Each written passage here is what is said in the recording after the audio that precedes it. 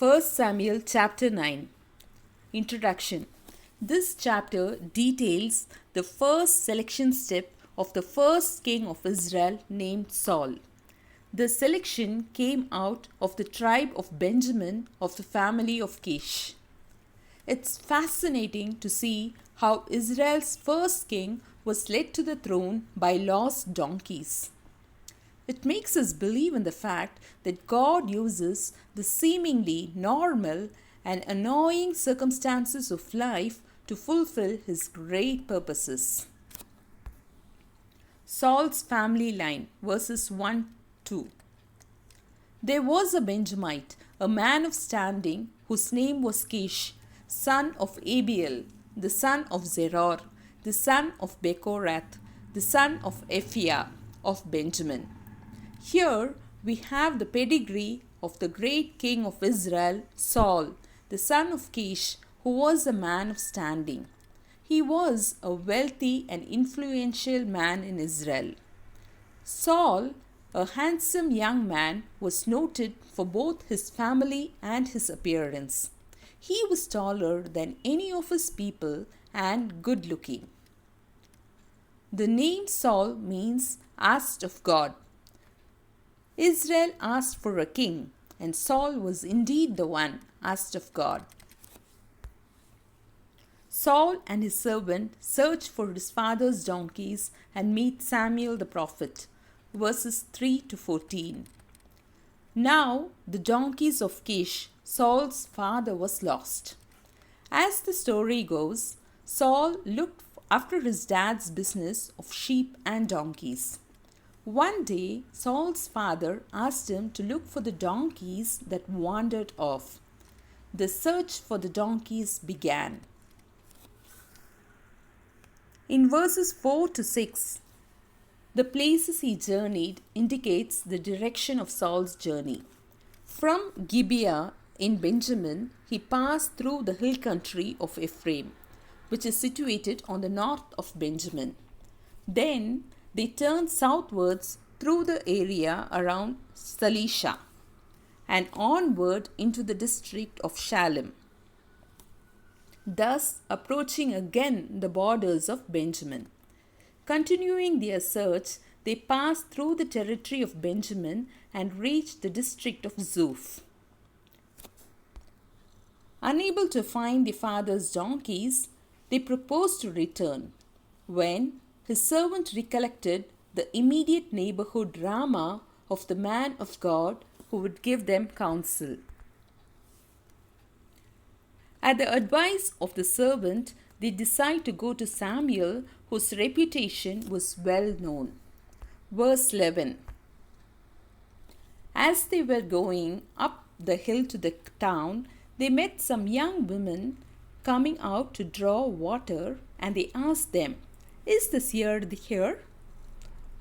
A seer signifies a person with supernatural sights. These young maidens were evidently well informed. They knew where the man of God was. They knew what he was going to do, and they knew the time of the sacrifice and feast. Knowing the exact details of Samuel's whereabouts, they take a quarter of a shekel of silver for Samuel.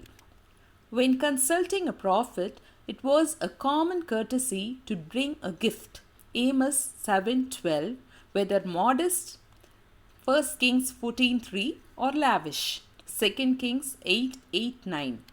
They brought it to him as a token of their respect and the value they put upon his office. God reveals to Samuel Saul's coming and his appointment to the kingdom.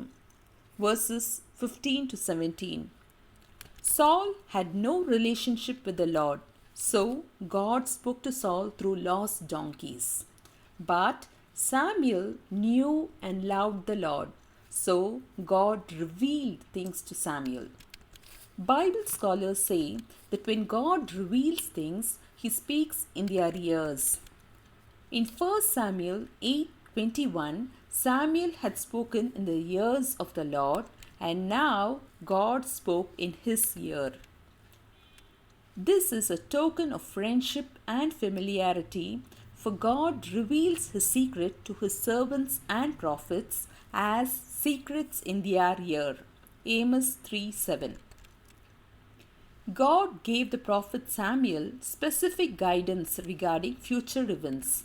Verse 16. About this time tomorrow I will send you a man from the land of Benjamin. Anoint him ruler over my people Israel. He will deliver them from the hand of the Philistines. Samuel received this guidance wisely and looked for the fulfillment of the words to confirm God's choice of the king. The day after, God told Samuel about the coming of the new king. God specifically identified the man to Samuel. God said, "This is the man I spoke to you about. He will govern my people." God speaking one day is confirmed by speaking another day. Samuel and Saul meet, verses 8 to 21.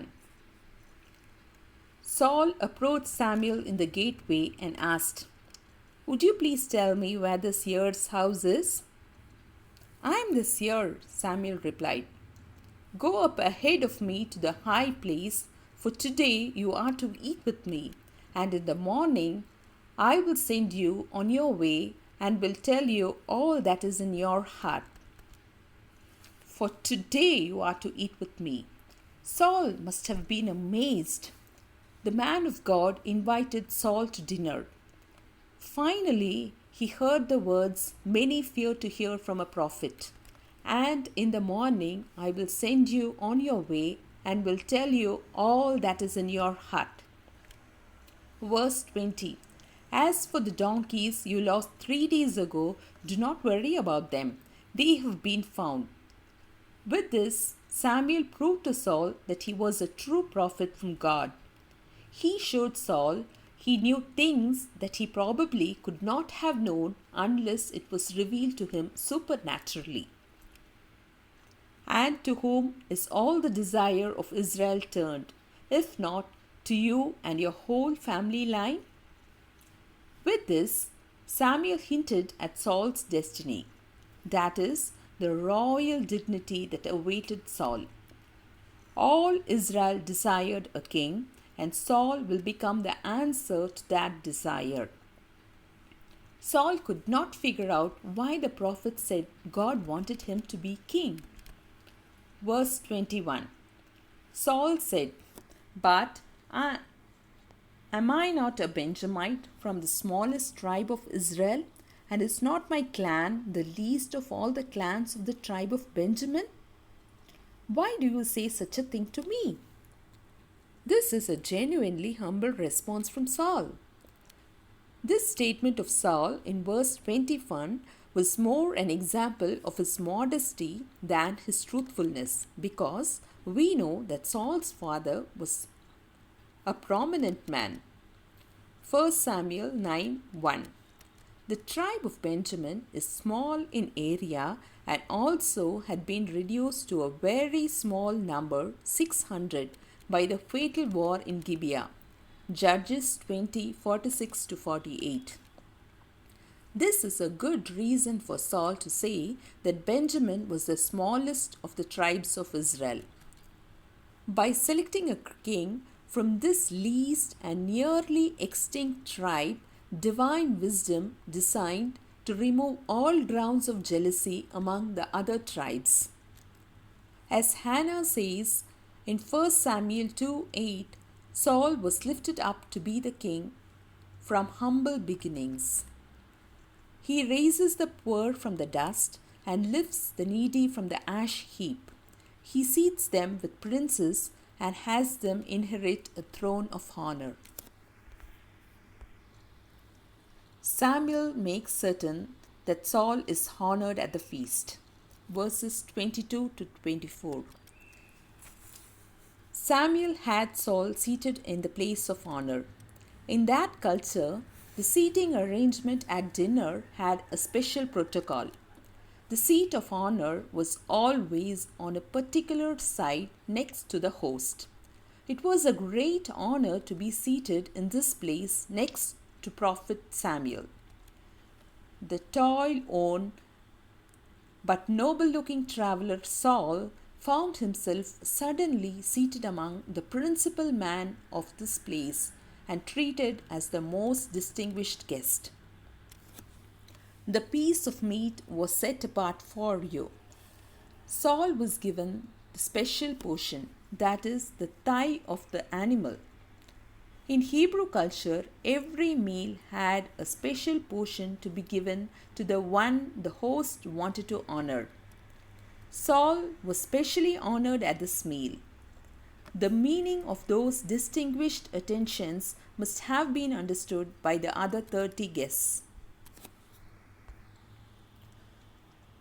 Samuel and Saul talked together through the night. Verses 25 to 27. Verse 25 says, After they came down from the high place to the town, Samuel talked with Saul on the roof of his house. For quietness and seclusion, Samuel chose this place. As said in Deuteronomy 22:8, the roofs of the houses was flat on which they could walk to and fro and converse together. It was also used for secret prayers, Daniel 6:10, Acts 10:9, or any private or familiar discourses among friends. No doubt Samuel told Saul all about Israel's desire for a king, revealed the secret of kingship, and described the particular and peculiar duties of a monarch in a nation, Israel, that was so related to the divine king. Samuel thus shared the message from God to Saul. 1 Samuel chapter 9. Questions.